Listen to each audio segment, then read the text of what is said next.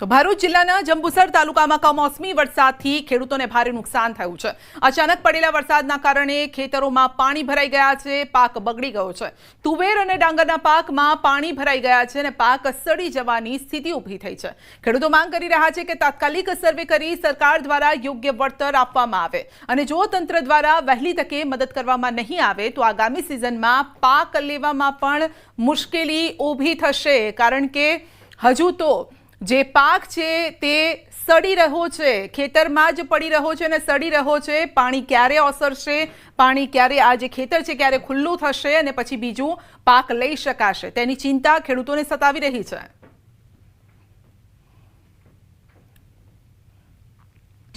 છેલ્લા 3-4 દિવસથી પડતા કમોસમી અતિશય વરસાદને કારણે અમારા તથા આજુબાજુના અમારા તાલુકાના ગામોમાં ડાંગર, તુવર, કપાસ જેવા પાકોને અતિશય નુકસાન થયું છે।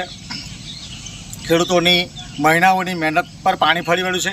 આજીવિકા ચલાવવી એક પ્રશ્ન બની ચૂક્યો છે।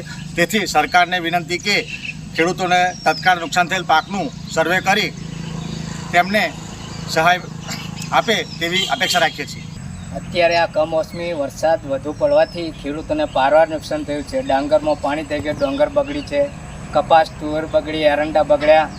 ઘણા લોકો ખેડૂતોને કપાસ વીણાનો છે તે પણ વીણાઈ શક્યો નથી અને પારવાર નુકસાનથી આનું વળતર સરકાર બધા ખેડૂતોને ચૂકવે તો સારી વાત છે। ઉપલેટા તાલુકાના તલંગણા ગામમાં કમોસમી વરસાદ વરસતા ખેડૂતોને વ્યાપક નુકસાન છે। અચાનક પડેલા વરસાદથી ખેતરોમાં પાણી ભરાયા હોવાથી ખેડૂતોના મોઢે આવેલો કોળિયો છીનવાઈ ગયો છે।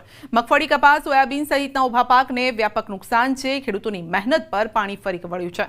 ખેડૂતો સરકાર સમક્ષ માંગ કરી રહ્યા છે તાત્કાલિક સર્વે હાથ ધરવામાં આવે અને જે પણ નુકસાની છે તેની સહાય જાહેર કરવામાં આવે। જો આ સહાય મળશે તો આગળનો રવિ પાક તે લોકો લઈ શકશે।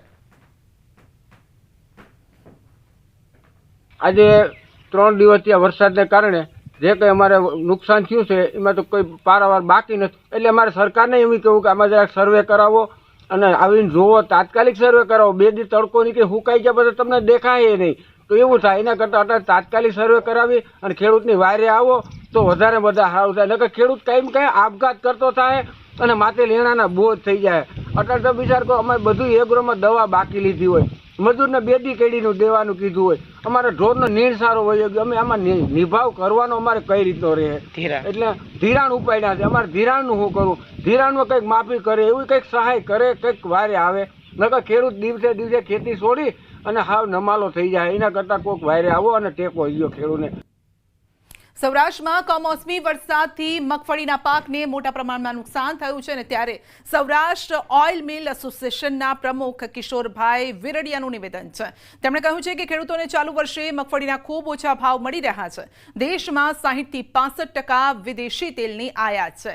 ઇમ્પોર્ટ ડ્યુટી વધારી આયાત ઘટાડવામાં આવે તો સ્થાનિક તેલના ભાવ ઊંચકાય।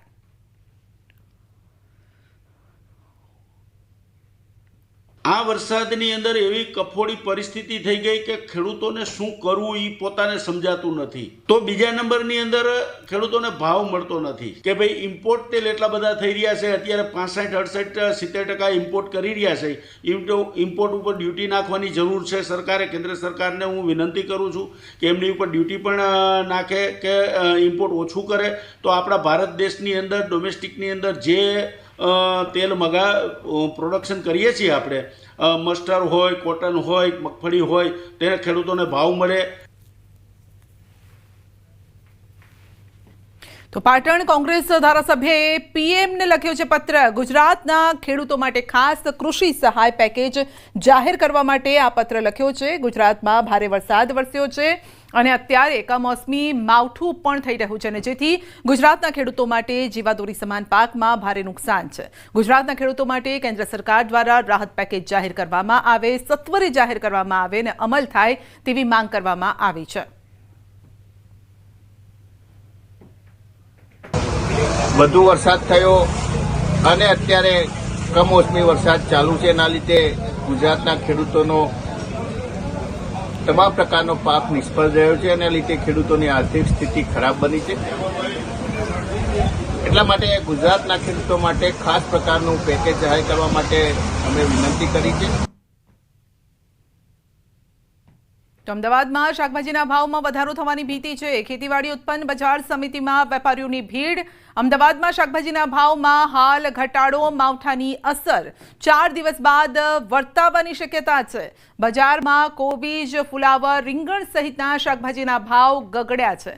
શાકભાજીમાં વાલોળ, દૂધી, તુરિયામાં ઈયળનો ઉપદ્રવ વધ્યો છે અને તે પ્રકારની સંભાવના પણ છે કે હજુ પણ આ શાકભાજી બગડી શકે છે અને ભાવમાં 20% ઘટાડો છે, પરંતુ 2-4 દિવસ બાદ ભાવ ઊંચકાય તેવી પણ શક્યતા.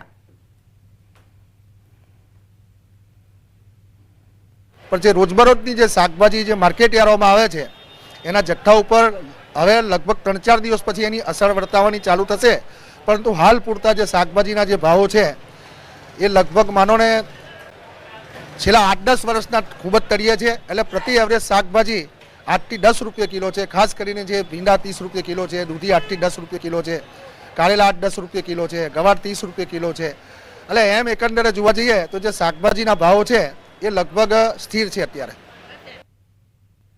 દિવાળીનું મિની વેકેશન પૂર્ણ થતાં લાભ પાંચમના દિવસે જૂનાગઢના માર્કેટિંગ યાર્ડમાં જણસીની આવક શરૂ થઈ છે અને શુભ મુહૂર્તમાં હરાજીની શરૂઆત કરવામાં આવી. માર્કેટિંગ યાર્ડ જણસીની આવકથી ઉભરાયું છે.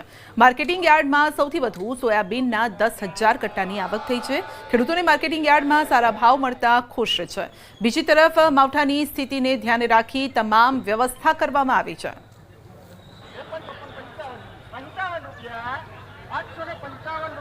સોયાબીનની 10,000 કટ્ટાની આવક, મગફળીની 1,500 કટ્ટાની આવક તેમજ તલની, તુવેરની 2,000 કટ્ટાની આવક થઈ છે. સોયાબીનના ભાવ હરાજીના સ્વરૂપમાં આજે 934 રૂપિયા જેવો ભાવ આવ્યો છે.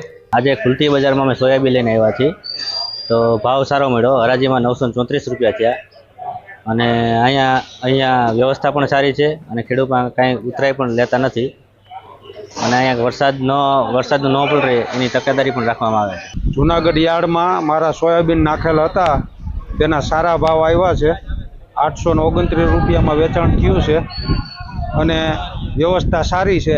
આજ શુભ મુહૂર્તમાં ભાવ સારા નીકળ્યા છે.